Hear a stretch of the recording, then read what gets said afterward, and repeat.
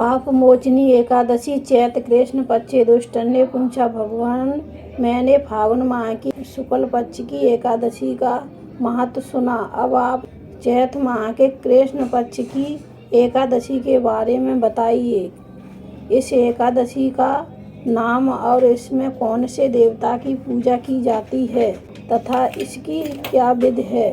श्री कृष्ण बोले, हे राजन, एक समय मान्यधाता ने लोमश ऋषि से ऐसा ही प्रश्न पूछा था। तब लोमश ऋषि ने उत्तर दिया, राजन, चैत माह के कृष्ण पक्ष की एकादशी का नाम पाप मोचनी है। इसके व्रत के प्रभाव से मनुष्य के अनेक पाप नष्ट हो जाते हैं। इसकी कथा इस प्रकार है। प्राचीन समय में चैत्रथ वन में अप्सराएं निवास करती थीं।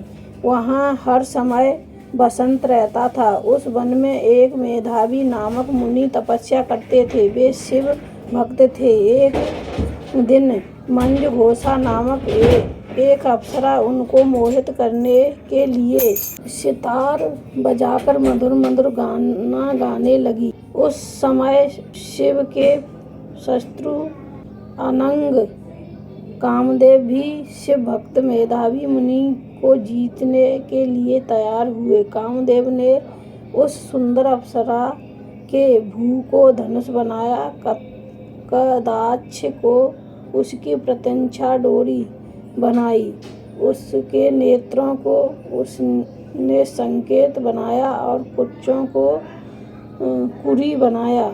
उसने मंजघोषा अप्सरा को सेनापति बनाया। इस तरह कामदेव अपने शत्रु भक्त को जीतने को तैयार हुआ। इस समय मेधावी मुनि भी युवा तथा हष्टपुष्ट थे। उन्होंने यज्ञोपवीत तथा दंड धारण कर रखा था। उस मुनि को देखकर मंजघोषा ने धीरे धीरे मधुर वाणी से वीणा पर गाना शुरू किया। मेधावी मुनि भी मंजघोषा के मधुर गान पर तथा उसके सौंदर्य पर मोहित हो गए। वह अप्सरा उस मुनि को कामदेव से पीड़ित जानकर आलिंगन करने लगी।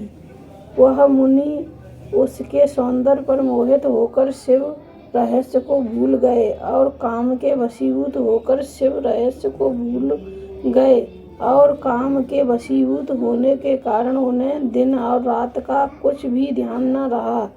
एक दिन मंजघोषा बोली, हे मुनि, अब मुझे बहुत समय हो गया है, मुझे स्वर्ग जाने की आज्ञा दीजिए। मेधावी बोले, सुंदरी, तुम तो आज इस संध्या को आई हो, अभी प्रातःकाल तक ठहरो। अप्सरा बोली, हे मुनि, आपकी रात्रि तो बहुत लंबी है। अब आप सोचिए कि मुझे आपके पास आए कितना समय हो गया है। उस अप्सरा के वचनों को सुनकर मुनि को ज्ञान प्राप्त हो गया और समय का विचार करने लगे। जब रमण करने के समय का प्रमाण 57 साल 7 माह 3 दिन ज्ञात हुआ तो वह उस अप्सरा को काल का रूप समझने लगे। वह क्रोधित हुए और तप का नाश करने वाली अप्सरा की तरफ देखने लगे। उसके अधर कांपने लगी, इंद्रियां व्याकुल होने लगीं। तब मुनि उस अप्सरा से बोले, हे दुष्टा, मेरे तप को नष्ट करने वाली, अब तू मेरे श्राप से पिशाचिनी हो जा। तू महान पापिनी और दुराचारी है, तुझे धिक्कार है। उस मुनि के श्राप से वह पिशाचिनी हो गई। तब वह बोली, हे मुनि, अब मुझ पर क्रोध को त्याग कर प्रसन्न हो जाइए और इस श्राप का निवारण कीजिए। मुनि बोले, हे दुष्टा, मैं तुझे श्राप से छूटने का उपाय बताता हूँ। चैत माह के कृष्ण पक्ष की जो एकादशी है उसका नाम पाप मोचनी है। उस एकादशी का व्रत करने से तेरी पिशाचनी देह छूट जाएगी। इस प्रकार मुनि ने उसको समस्त विधि बता दी और अपने पिता च्यवन ऋषि के पास गए। च्यवन ऋषि बोले, पुत्र, तुमने यह क्या किया? तुम्हारे समस्त तप नष्ट हो गए हैं।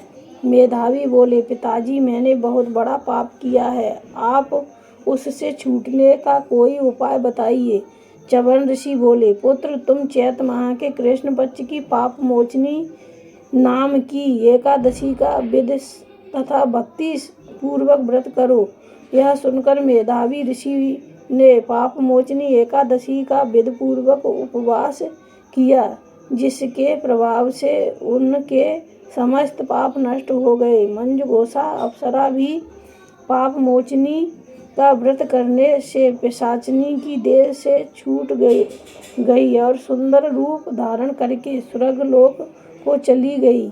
लोमस ऋषि बोले, राजन, इस पाप मोचनी एकादशी के प्रभाव से सब पाप नष्ट हो जाते हैं। इस एकादशी कथा के स्मरण करने एवं पढ़ने से 1000 गोदान करने का फल मिलता है। इस व्रत के करने ब्रह्म हत्या करने वाले, गुरु पत्नी गमन करने वाले आदि के पाप नष्ट हो जाते हैं, अंत में स्वर्ग जाते हैं।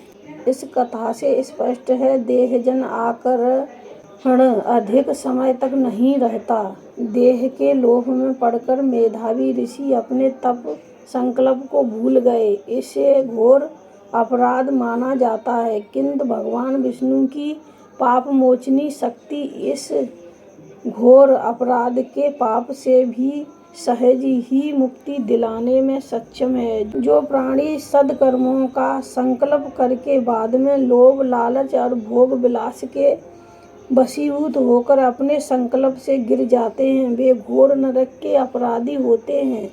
किंतु पाप मोचनी सभी पापों से मुक्त करके प्राणी को स्वर्ग का अधिकारी बना देती है। बोलो एकादशी मैया की जय।